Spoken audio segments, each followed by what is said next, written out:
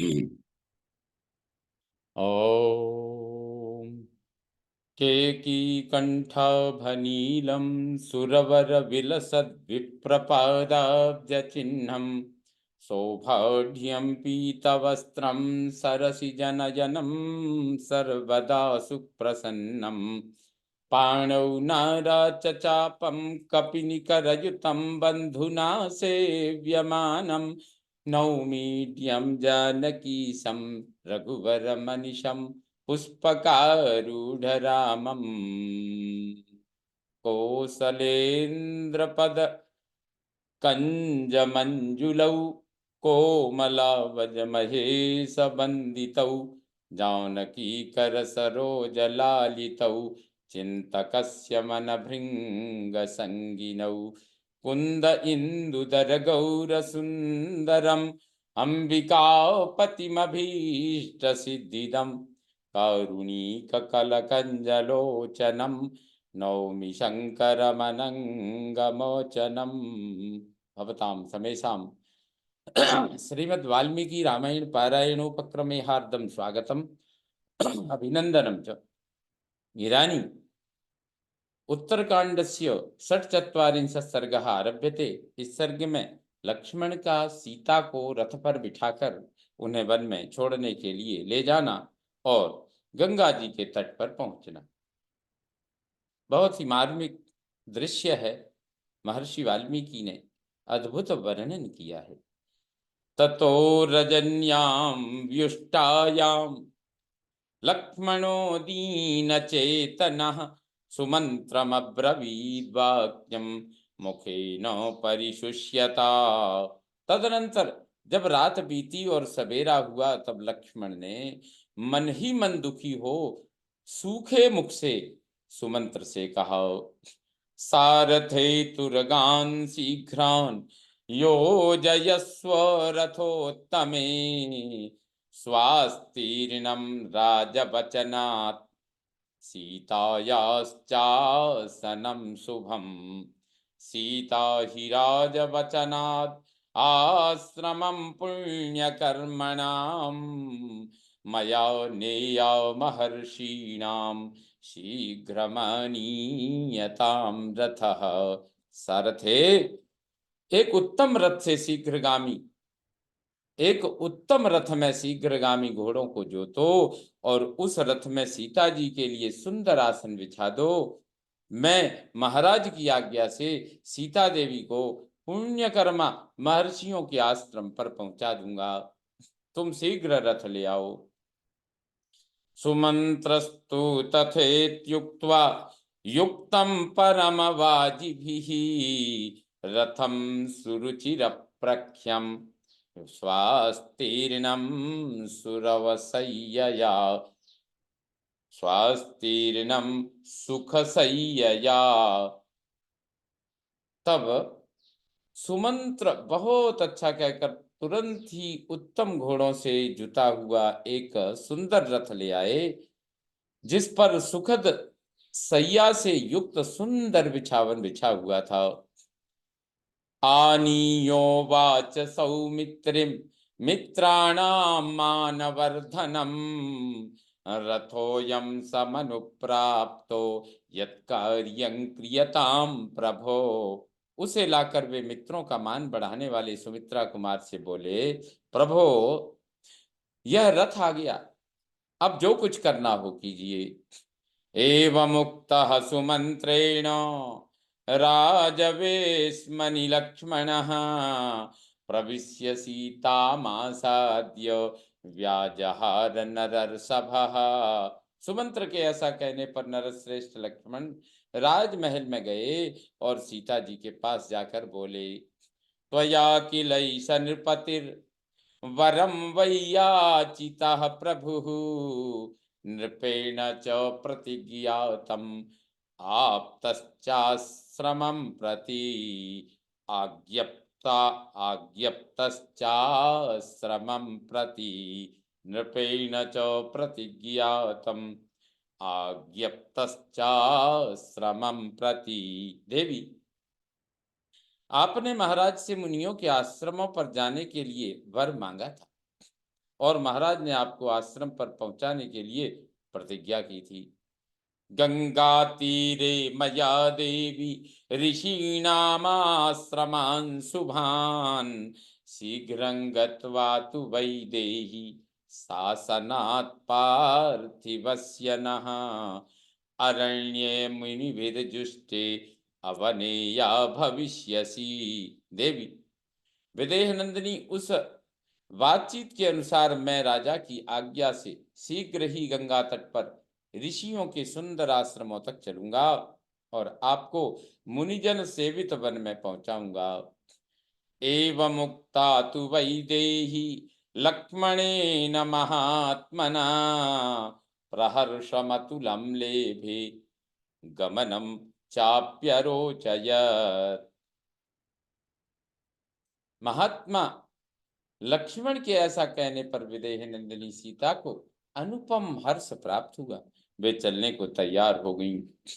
वासांसि च महार्हाणि रत्नानि विविधानि च गृहीत्वा तानि वैदेही गमनायोपचक्रमे इमानि मुनिपत्नीनां दास्याम्याभरणान्यहं वस्त्राणि च महार्हाणि धनानि विविधानि च।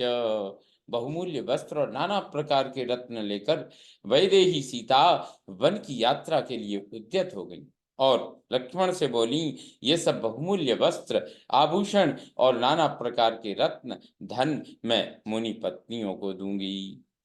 सौमित्रिस्तु तथेत्युक्त्वा रथमारोप्य मैथिलीं प्रययौ शीघ्रतुरगम रामस्याज्ञामनुस्मरन्। लक्ष्मण ने बहुत अच्छा कहकर मिथिलेश कुमारी सीता जी को रथ पर चढ़ाया और श्री रघुनाथ जी की आज्ञा को ध्यान में रखते हुए उस तेज घोड़ों वाले रथ पर चढ़कर वे वन की ओर चल दिए।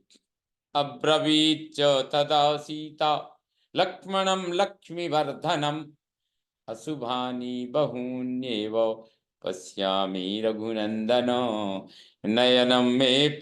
नयनं मे स्फुरत्यद्य गात्रोत्कंपश्च जायते। उस समय सीता ने लक्ष्मीवर्धन लक्ष्मण से कहा, रघुनंदन, मुझे बहुत से अपशकुन दिखाई देते हैं। आज मेरी दाईं आंख फड़कती है और मेरे शरीर में कंप हो रहा है। हृदयं चैव सौमित्रे अस्वस्थमिव लक्षये औत्सुक्यं परमं चापि अधृतिश्च परा मम। सुमित्रा कुमार, मैं अपने हृदय को अस्वस्थ सा देख रही हूँ। मन में बड़ी उत्कंठा हो रही है और मेरी अधीरता पराकाष्ठा को पहुंची हुई है। शून्यामेव च पश्यामि पृथ्वीं पृथुलोचन अपि स्वस्ति भवेत् तस्य भ्रातुस्ते भ्रातृवत्सल। विशाल लोचन लक्ष्मण, मुझे पृथ्वी सूनी सी दिखाई देती है। भ्रातृवत्सल, तुम्हारे भाई कुशल से रहें। श्वश्रूणां चैव मे वीर सर्वासामविशेषतः पुरे जनपदे चैव कुशलम प्राणिनामपि। वीर, मेरी सब सासू माताएं समान रूप से सानंद रहें। नगर और जनपद में भी समस्त प्राणी सकुशल रहें। इत्यंजलि कृता सीता देवता अभ्ययाचत लक्ष्मणोर्थम ततः श्रुत्वा शिरसा वन्द्य मैथिलीं शिवमित्यब्रवीद्धृष्टो हृदयेन विशुष्यता। ऐसा कहती हुई सीता ने हाथ जोड़कर देवताओं से प्रार्थना की। सीता की बात सुनकर लक्ष्मण ने सिर झुकाकर उन्हें प्रणाम किया और ऊपर से प्रसन्न हो मुरझाए हुए हृदय से कहा, सबका कल्याण हो। ततो वासमुपागम्य गोमती तीर आश्रमे प्रभाते पुनरुत्थाय सौमित्रिः सूतमब्रवीत्। तदनंतर गोमती के तट पर पहुंचकर एक आश्रम में उन सब ने रात बिताई। फिर प्रातः काल उठकर सुमित्रा कुमार ने सारथी से कहा, योजयस्व रथम शीघ्रम अद्य भागीरथी जलम शिरसा धारयिष्यामि त्र्यंबक इवौचसा त्र्यंबक इवौजसा। सारथे, जल्दी रथ जो, तो आज मैं इस भागीरथी के जल को उसी प्रकार सिर पर धारण करूंगा जैसे भगवान शंकर ने अपने तेज से उसे मस्तक पर धारण किया था।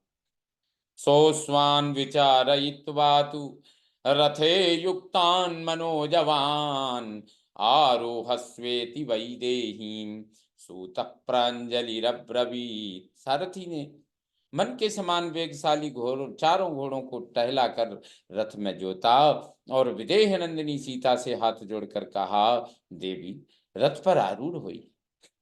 सातु सूतस्य वचनात् आरुरोह रथोत्तमम् सीता सौमित्रिणा सार्धम सुमंत्रेण च धीमता आससाद विशालाक्षी गंगाम पाप विनाशिनी। सूत के कहने से देवी सीता उस उत्तम रथ पर सवार हुई। इस प्रकार सुमित्रा कुमार लक्ष्मण और बुद्धिमान सुमंत्र के साथ विशाल लोचना सीता देवी पापनाशिनी गंगा के तट पर जा पहुंची। अथार्ध दिवसे गत्वा भागीरथ्या जलाशयं निरीक्ष्य लक्ष्मणो दीनः प्ररुरोध महास्वनः। दोपहर के समय भागीरथी की जलधारा तक पहुंचकर लक्ष्मण उसकी ओर देखते हुए दुखी हो उच्च स्वर से फूट फूट कर रुदन करने लगे, रोने लगे। सीता तु परया सीता तु परमायत्ता दृष्ट्वा लक्ष्मण मातुरम उवाच वाक्यं धर्मज्ञा किमिदं रुद्यते त्वया जाह्नवी तीरमा सद्य चिराभिलषितं मम हर्षकाले किमर्थं मां विषादयसि लक्ष्मण। लक्ष्मण को शोक से आतुर देख धर्मज्ञा सीता अत्यंत चिंतित हो उनसे बोली, लक्ष्मण यह क्या, तुम रोते क्यों हो? गंगा के तट पर आकर तो मेरी चिरकाल की अभिलाषा पूर्ण हुई है। इस हर्ष के समय तुम रोकर मुझे दुखी क्यों करते हो? नित्यं त्वं राम पार्श्वेषु वर्तसे पुरुषर्षभ कच्चित् विना कृतस्तेन द्विरात्रं शोकमागतः। पुरुष प्रवर, श्री राम के पास तो तुम सदा ही रहते हो, क्या 2 दिन तक उनसे बिछुड़ जाने के कारण तुम इतने शोकाकुल हो गए हो? ममापि दयितो रामो जीवितादपि लक्ष्मण न चाहमेवं शोचामि मय्यं त्वं बालिशो भव। लक्ष्मण, श्री राम तो मुझे भी अपने प्राणों से बढ़कर प्रिय हैं, परंतु मैं तो इस प्रकार शोक नहीं कर रही हूँ। तुम ऐसे नादान न बनो। तारयस्व च मां गंगां दर्शयस्व च तापसान् ततो मुनिभ्यो वासांसि दास्याम्याभरणानि च। मुझे गंगा के उस पार ले चलो और तपस्वी मुनियों के दर्शन कराओ, मैं उन्हें वस्त्र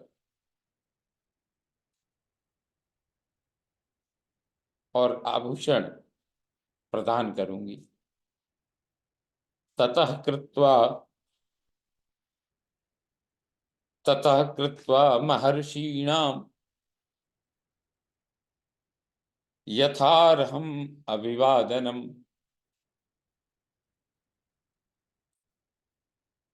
ततः कृत्वा महर्षीणां यथार्हम् अभिवादनम् तत्र चैकां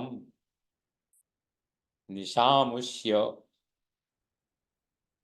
यास्यामस्तां पुरीं पुनः। तत्पश्चात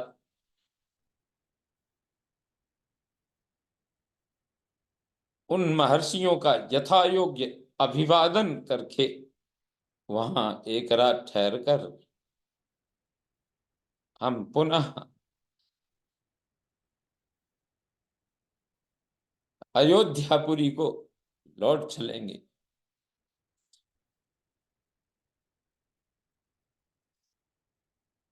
ममापि पद्मपत्राक्षम सिंहोरस्कम कृशोदरम त्वरतो हि मनो द्रष्टुम रामम रमयताम वरम। मेरा मन भी सिंह के समान वक्षस्थल, कृश उदर और कमल के समान नेत्र वाले श्री राम को, जो मन को रमाने वालों में सबसे श्रेष्ठ हैं, देखने के लिए उतावला हो रहा है। तस्यास्तद्वचनं श्रुत्वा प्रमिज्य नयने शुभे नाविका नाह्वयामास लक्ष्मणः परवीरः। इयं सा सज्जा इयं ससज्जा इयं ससज्जा नौश्चेति दासा प्राञ्जलयो ब्रुवन्।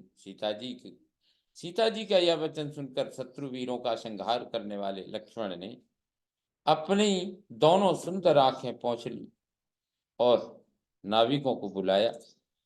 उन मल्लाहों ने हाथ जोड़कर कहा, प्रभो, यह नाव तैयार है। तितीर्षुर्लक्ष्मणो गंगाम शुभाम नावमुपारुहत गंगाम संतारयामास लक्ष्मणस्ताम समाहितः। लक्ष्मण गंगा जी को पार करने के लिए सीता जी के साथ उस सुंदर नौका पर बैठे और बड़ी सावधानी के साथ उन्होंने सीता जी को गंगा जी के उस पार पहुंचाया। इत्यार्थ से श्रीमद् रामायणे वाल्मीकि आदि काव्ये उत्तरकांडे षट्चत्वारिंशत् सर्गः संपूर्णतां याति। ओम पूर्णमदः पूर्णमिदं पूर्णात् पूर्णमुदच्यते पूर्णस्य पूर्णमादाय पूर्णमेवावशिष्यते। ओम शांति शांति शांति। सर्वे भवन्तु सुखिनः सर्वे सन्तु निरामया सर्वे भद्राणि पश्यन्तु मा कश्चित् दुःखभाग् भवेत्। ओम शांति शांति शांति। श्रीरामचंद्रो विजयते तराम।